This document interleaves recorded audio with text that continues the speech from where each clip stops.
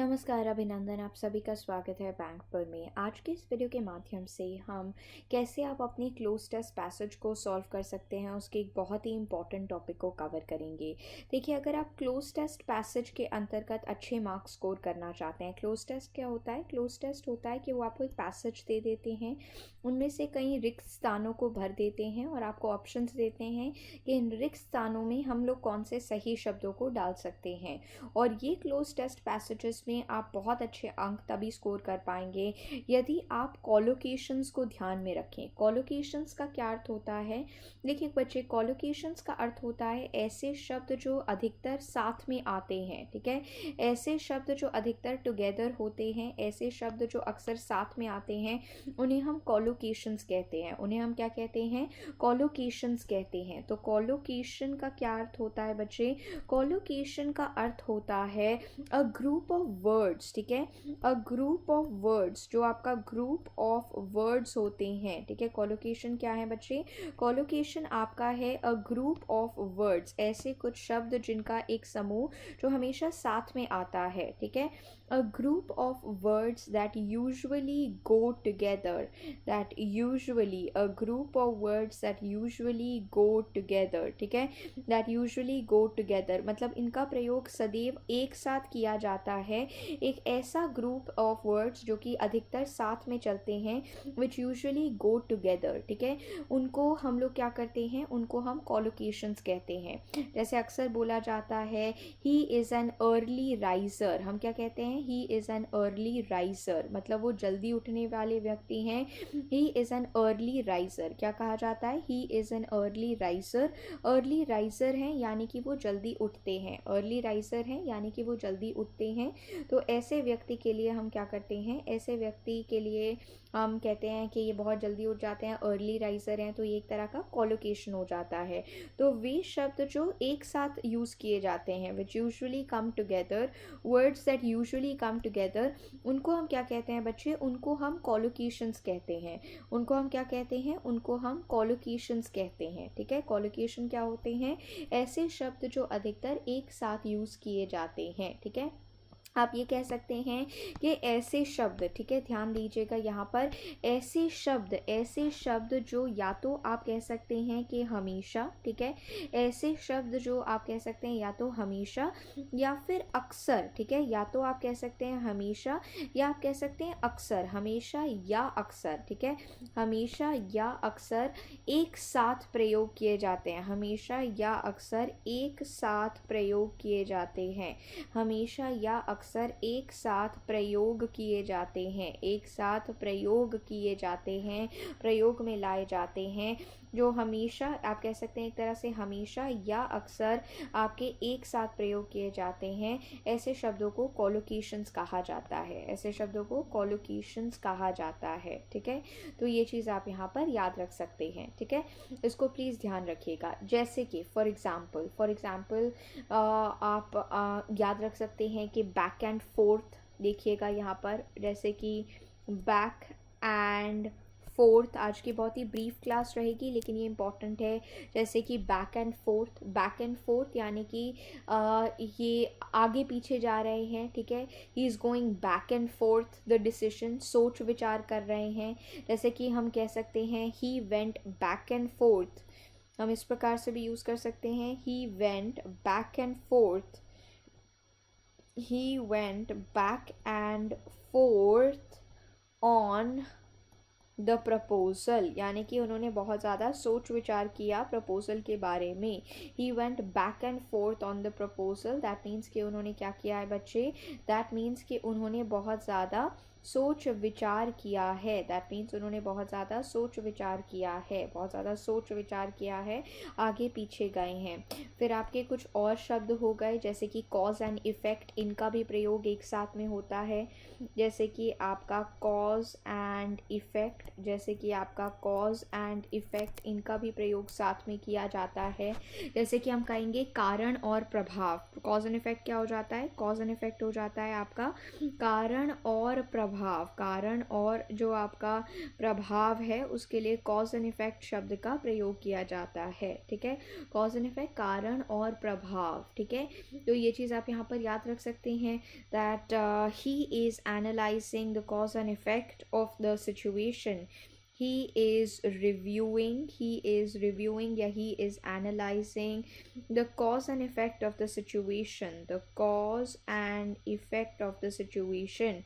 he is reviewing the cause and effect of the situation। ठीक है, जो situation है उसका कॉज एंड इफेक्ट यानी कि कारण और प्रभाव देखने की वो कोशिश कर रहे हैं। ठीक है, अक्सर क्राइम एंड पनिशमेंट का भी प्रयोग एक ही साथ किया जाता है, ये भी एक तरह का कोलोकेशन है, क्राइम एंड पनिशमेंट। ठीक है, क्राइम एंड पनिशमेंट का भी अक्सर प्रयोग जो है बच्चे वो एक साथ किया जाता है। क्राइम एंड पनिशमेंट यानी कि आपका जो अपराध और दंड है, यदि आप अपराध करते हैं, ठीक है, यदि आप क्या करते हैं, यदि आप अपराध करते हैं और आपको उसका क्या मिलता है, आपको उसका दंड मिलता है। ठीक है, तो अपराध और दंड, क्राइम और पनिशमेंट भी एक साथ प्रयोग किए जाते हैं। ठीक है, जैसे कि हम कह सकते हैं the crime and punishment system is cumbersome। The crime and punishment system is cumbersome। Crime and punishment system is cumbersome। ठीक है, is cumbersome। The crime and punishment system is cumbersome। इस तरह से भी हम लिख सकते हैं। तो crime and punishment का क्या अर्थ हो जाता है?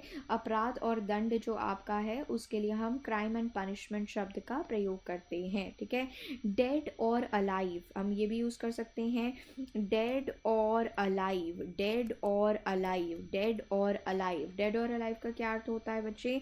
dead और alive का अर्थ होता है जीवित या फिर मृत्यु। आई वॉन्ट हिम डेड और अलाइव। ठीक है, आई वॉन्ट हिम डेड और alive. The terrorist was wanted dead और अलाइव। ठीक है, the terrorist was wanted, the terrorist was or the terrorist is wanted dead or alive। the terrorist is wanted dead or alive। Dead और alive, the terrorist is wanted dead और alive. ठीक है, इस प्रकार से भी आप प्रयोग कर सकते हैं। तो डेड और अलाइव का क्या अर्थ हो जाता है बच्चे? डेड और अलाइव का अर्थ हो जाता है जीवित या मृत्यु। ठीक है, फिर आपका फिश और चिप्स, ये भी बहुत ही कॉमन है, फिश एंड चिप्स। ठीक है, ये भी बहुत ही कॉमन कोलोकेशन है आपका, fish and chips. Fish and chips जो हैं ये मछली और नमकीन, एक तरह से ये बहुत ही पॉपुलर डिशेस हैं इंग्लैंड में। सो आप इस तरह से भी लिख सकते हैं, one of the most popular, one of the most popular, one of the most popular, one of the most popular. ये क्या है? ये आपका पॉपुलर शब्द है। One of the most popular, one of the most popular dishes, one of the most popular dishes in England is fish and chips, is fish and chips। क्योंकि fish and chips एक साथ use किया जाता है, ये subject verb agreement में हमने पढ़ा था, इसलिए इज़ आ रहा है क्योंकि ये एक ही भाव दे रहे हैं, क्योंकि ये क्या कर रहे हैं, ये एक ही भाव दे रहे हैं। ठीक है, या फिर हम कह सकते हैं इन एंड आउट, या फिर हम कह सकते हैं इन एंड आउट, एक और शब्द जो एक साथ प्रयोग किया जाता है आपका इन एंड आउट हो गया। इन एंड आउट भी एक ऐसा शब्द है, इन एंड आउट।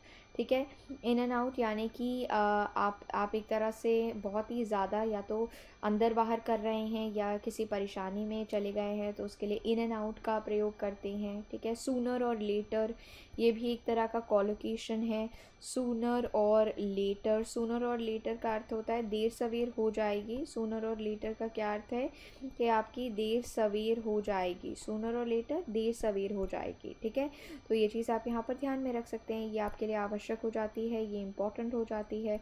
अगर हम फटाफट से देखेंगे, ठीक है, अगर हम फटाफट से देखते हैं कुछ हमारे, जो हम लोगों ने कहा कि कुछ आपके कोलोकेशंस जो अधिकतर साथ में प्रयोग किए जाते हैं, collocations of course group of words जो अक्सर या हमेशा साथ में देखे जाते हैं, जैसे कि बैक एंड फोर्थ, जैसे कि हम लोगों ने कहा, जैसे कि आप देख सकते हैं बैक एंड फोर्थ हो गया। ठीक है, जैसे कि बैक एंड फोर्थ हो गया, बैक एंड फोर्थ करना मतलब बहुत ज़्यादा सोच विचार करना। ठीक है, या फिर आपका cause and effect, what is the cause and effect of this particular problem. ठीक है, तो कॉज एंड इफेक्ट हो गया, ये भी आपका एक साथ प्रयोग किया जाता है।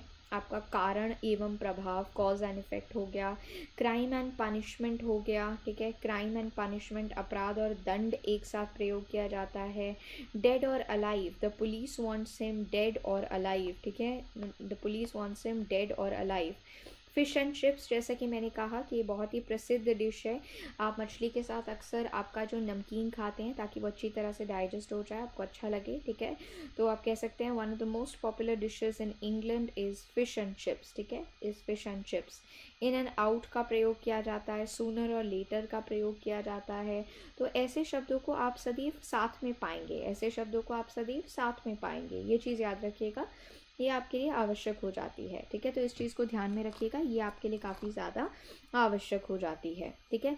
अच्छा बच्चे, अब यहाँ पर थोड़ा ध्यान दीजिए, ठीक है, यहाँ पर अगर आप थोड़ा ध्यान देंगे तो और आपको आसानी हो जाएगी। देखिए, आपको ये याद रखना है कि कुछ आपके ऐसे शब्द होते हैं, ठीक है, कुछ आपके ऐसे शब्द होते हैं जो कि एक तरह के इमोशनल एस्पेक्ट में प्रयोग किए जाते हैं, ठीक है, तो ये भी आप इनको भी क्लोज टेस्ट पैसेजेस में याद रखेंगे तो ये कॉलोकेशंस का ही पार्ट है और ये मदद भी करते हैं आपके आंसर्स को लेके आने में, आंसर्स को ठीक तरह से सॉल्व करने में। देखिए, आपको क्या याद रखना है कि कुछ ऐसे शब्द होते हैं, ठीक है, कुछ आपके ऐसे एक्सप्रेशंस होते हैं, कुछ आपके ऐसे क्या होते हैं, कुछ आपके ऐसे एक्सप्रेशंस होते हैं, कुछ आपके ऐसे एक्सप्रेशंस होते हैं जो कि, ठीक है, जो कि इमोशनल एस्पेक्ट, जो कि क्या करते हैं, जो कि इमोशनल एस्पेक्ट, ठीक है, जो कि इमोशनल एस्पेक्ट को गहरा करते हैं, जो कि इमोशनल एस्पेक्ट को क्या करते हैं, जो कि इमोशनल एस्पेक्ट को गहरा करते हैं, जो कि इमोशनल एस्पेक्ट को गहरा करते हैं, ठीक है, ये इमोशनल एस्पेक्ट को गहरा करते हैं और साथ में इसका अधिक मीनिंग बनाते हैं, इसको अधिक मीनिंग बनाते हैं। ऐसे शब्द जैसे कि categorically, I categorically told you to quit smoking, ठीक है, या फिर फुली हो गया, या फिर ऑनेस्टली हो गया। अभी मैं आपको एग्जांपल्स भी दिखाऊंगी ताकि और क्लियर हो जाए। तो कुछ आपके ऐसे एक्सप्रेशंस होते हैं बच्चे जो कि इमोशनल एस्पेक्ट को और गहरा करते हैं, इमोशनल एस्पेक्ट को क्या करते हैं, इमोशनल एस्पेक्ट को और भी ज़्यादा गहरा करते हैं, ठीक है, बहुत ही ज़्यादा गहरा करते हैं आपके इमोशनल एस्पेक्ट को। ऐसे आपके कुछ एक्सप्रेशंस, ठीक है, ऐसे आपके कुछ एक्सप्रेशंस काफ़ी ज़्यादा गहरा कर देते हैं। अब इसके एग्जाम्पल्स देखते हैं, जैसे कि कैटेगोरिकली, ठीक है, categorically, categorically, I categorically told him to come early, या फिर आप यूज़ कर सकते हैं आई कैटेगोरिकली डिनाई, या फिर आप क्या यूज़ कर सकते हैं, या फिर आप यूज़ कर सकते हैं I categorically deny, I categorically deny the claims made by him. I categorically deny the claims made by him. I categorically deny the claims made by him. तो कैटेगोरिकली शब्द क्या कर रहा है, ये आपके इमोशन को और भी ज़्यादा इंटेंसिफाई कर रहा है, ये आपके इमोशंस को क्या कर रहा है, ये और भी ज़्यादा इंटेंसिफाई कर रहा है।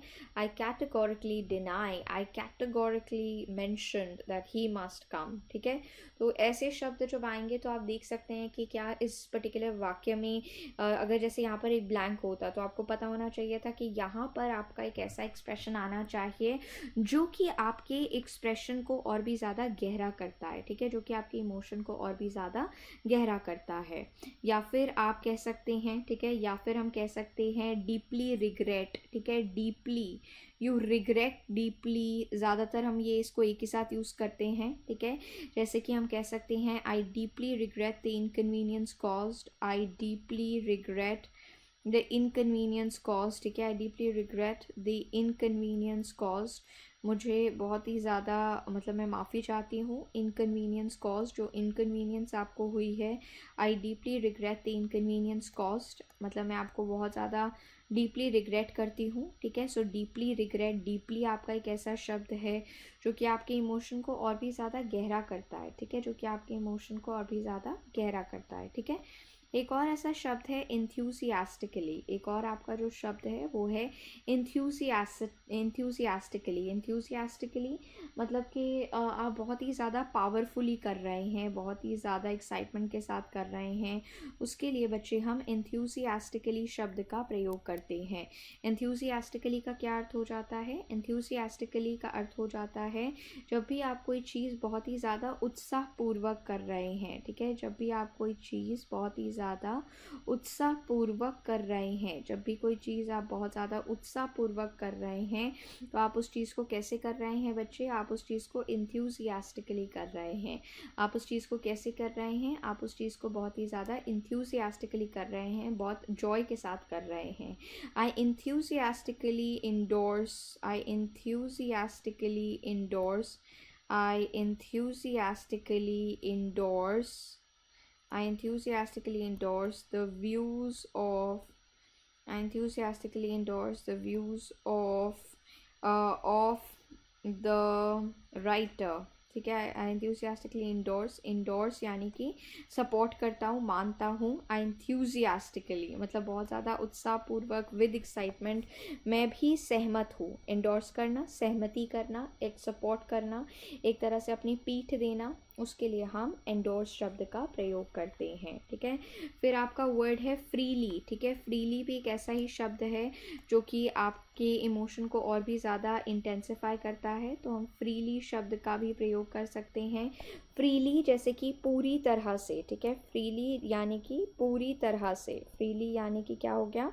फ्रीली यानी कि आपका पूरी तरह से। ठीक है, आपका पूरी तरह से जो होता है उसके लिए बच्चे हम फ्रीली शब्द का प्रयोग करते हैं। ठीक है, पूरी तरह से जो है फ्रीली का हम लोग प्रयोग करेंगे, यानी कि विदाउट हेजिटेशन।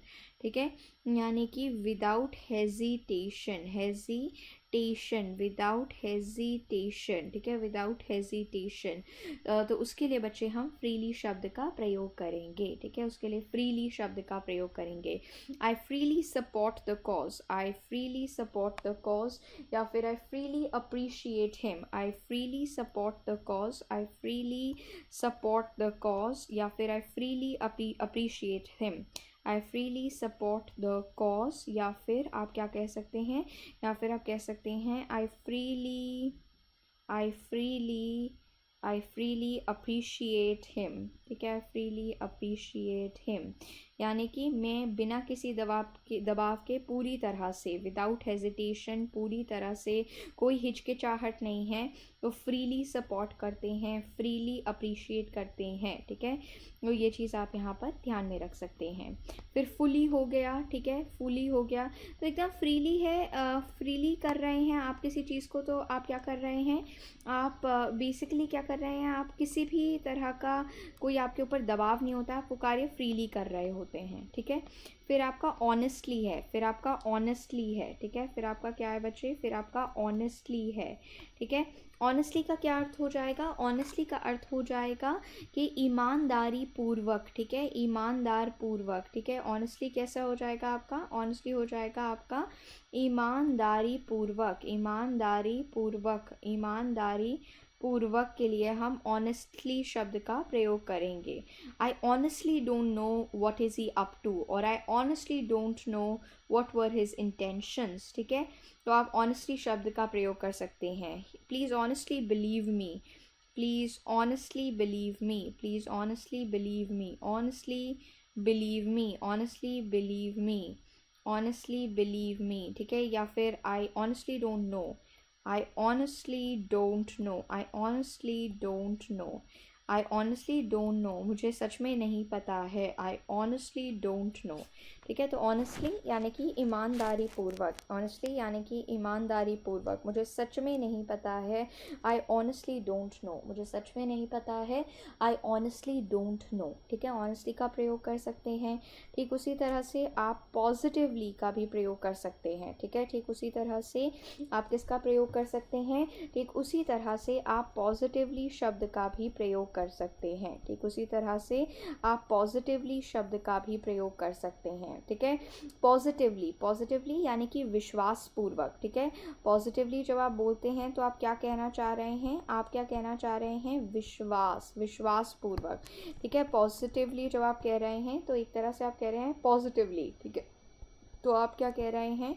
एक तरह से आप विश्वास पूर्वक कह रहे हैं। ठीक है, आप विश्वास पूर्वक कह रहे हैं, यानी कि आप पॉजिटिवली कह रहे हैं। Without any doubt, without any doubt और विदाउट अ डाउट। ठीक है, विदाउट अ डाउट और without any doubt. I will positively submit the work by tomorrow, I will positively submit the work by tomorrow. I will positively submit the work by tomorrow. Submit by tomorrow. ठीक है, तो positively करूँगा यानी कि विश्वासपूर्वक करूँगा, without a doubt, पक्का, बिना किसी शक के मैं ये कार्य ज़रूर करूँगा या मैं कार्य ज़रूर करूँगी। ठीक है, ठीक इसी तरह से आपके कुछ वर्ड्स होते हैं जिनका आप ध्यान रख सकते हैं, जैसे कि आपका रेडली हो गया, रेडली। रेडली का क्या अर्थ हो जाता है? रेडली का अर्थ हो जाता है बिना संकोच के। रेडली यानी कि निसंकोच। ठीक है, यानी कि निसंकोच, यानी कि आपका निसंकोच जो है उसके लिए रेडली शब्द का प्रयोग किया जाता है। या आप सिंसियरली भी कह सकते हैं, या आप सिंसियरली भी कह सकते हैं, निष्ठापूर्वक। स्ट्रांगली विद कन्विक्शन, स्ट्रांगली का भी प्रयोग कर सकते हैं, दैट मीन्स विद कन्विक्शन। या आप कह सकते हैं टोटली, या आप क्या कह सकते हैं, या आप कह सकते हैं टोटली। टोटली का क्या अर्थ हो जाता है बच्चे? टोटली का अर्थ हो जाता है कम्प्लीटली। ठीक है, तो ये कुछ ऐसे ऐसे, अटरली, अटरली हो गया, ये कुछ ऐसे शब्द हैं जिनको आप याद रखिएगा कि ये आपके इमोशन को और ज़्यादा बढ़ाते हैं। ये क्या करते हैं बच्चे? ये आपके इमोशन को और भी ज़्यादा बढ़ाते हैं। ठीक है, तो ये भी हमेशा आपने ध्यान रखना है जब भी आपका कोई क्लोज पैसेज आता है, तो आप देखिए कि क्या इस तरह के इंटेंसीफायर्स की ज़रूरत है। इन्हें हम अंग्रेज़ी भाषा में क्या कहते हैं बच्चे? इन्हें हम अंग्रेज़ी भाषा में इंटेंसीफायर्स कहते हैं। इन्हें हम अंग्रेज़ी भाषा में क्या कहते हैं? इन्हें हम अंग्रेज़ी भाषा में इंटेंसीफायर्स कहते हैं। ये एक तरह के इमोशन को और ज़्यादा मजबूत कर देते हैं। इन्हें हम क्या कहते हैं अंग्रेज़ी भाषा में? इन्हें हम अंग्रेज़ी भाषा में इंटेंसीफायर्स कहते हैं। क्या कहते हैं? इंटेंसीफायर्स कहते हैं। ठीक है, ये इमोशन को और ज़्यादा बढ़ा देते हैं। ये इमोशन को क्या करते हैं? ये इमोशन को और भी ज़्यादा बढ़ा देते हैं। ठीक है, तो ये चीज़ें आपने थोड़ी बहुत ध्यान में रखनी है, ये काफ़ी ज़्यादा आवश्यक हो जाती है। कल हम आपके बाकी के कुछ इंपॉर्टेंट कॉलोकेशंस को देखेंगे और साथ में मैं आपको एक लिस्ट प्रोवाइड कर दूंगी कॉलोकेशंस की। तो ध्यान रखिएगा, जितने कॉलोकेशंस आप ध्यान में रखेंगे उतना ही ज़्यादा ईजिली आप क्लोज टेस्ट के पैसेज को सॉल्व कर पाएंगे। ठीक है, तो ये चीज़ ध्यान रखिएगा, ये ज़रूरी हो जाती है। साथ ही साथ में अब आने वाले टाइम में हम आपके 500 मोस्ट इम्पॉर्टेंट इंग्लिश क्वेश्चंस जो होते हैं उसकी सीरीज़ की भी स्टार्ट कर देंगे और उसी के साथ एक एक टॉपिक भी कवर किया करेंगे, जैसे कॉलोकेशंस, प्रपोजिशंस, वर्ब्स, टेंसेस। तो इसकी आप चिंता मत कीजिएगा, वो कैप का पूरा सपोर्ट मिलेगा वीकली आपको, और रीडिंग कॉम्प्रिहेंशन का भी वीकली आपको सपोर्ट पूरा का पूरा दिया जाएगा। तो आपके 500 क्वेश्चंस भी स्टार्ट हो जाएंगे। यदि आपको इसमें कोई भी डाउट है, क्योंकि आज की क्लास को हम बहुत ब्रीफ रख रहे हैं कॉलोकेशंस की क्लास को, अगर आपको इसमें कोई भी डाउट आ रहा होगा तो आप neerja.exampur@gmail.com पे मुझसे जुड़कर अपने डाउट्स को सॉल्व कर सकते हैं। ठीक है, तो अच्छी तरह से इसको पढ़ लीजिएगा क्योंकि कॉलोकेशंस आपके लिए ज़रूरी हैं। तभी आज की इस क्लास को हम ब्रीफ रखेंगे। हम लोगों ने कुछ शब्द देखे जो कि एक ही साथ यूज़ होते हैं, जैसे कि fish and chips, cause and effect, back and fourth, dead or alive, fun and games, in and out, rain or shine, sooner or later। तो इन सब को देखिएगा और साथ ही साथ में इंटेंसीफायर्स को देखिएगा क्योंकि ये वही शब्द हैं जो आपके इमोशंस को और ज़्यादा बढ़ाते हैं। इंटेंसीफायर्स क्या होते हैं बच्चे? ये वे शब्द होते हैं जो कि आपके इमोशंस को और भी ज़्यादा बढ़ाते हैं। ठीक है, तो अच्छी तरह से इसको हम यहीं से ही कंटिन्यू करेंगे, यहाँ से ही हम लोग अच्छी तरह से इसे पढ़ेंगे। यदि कोई भी डाउट हो तो ज़रूर बता दीजिएगा। बहुत बहुत धन्यवाद।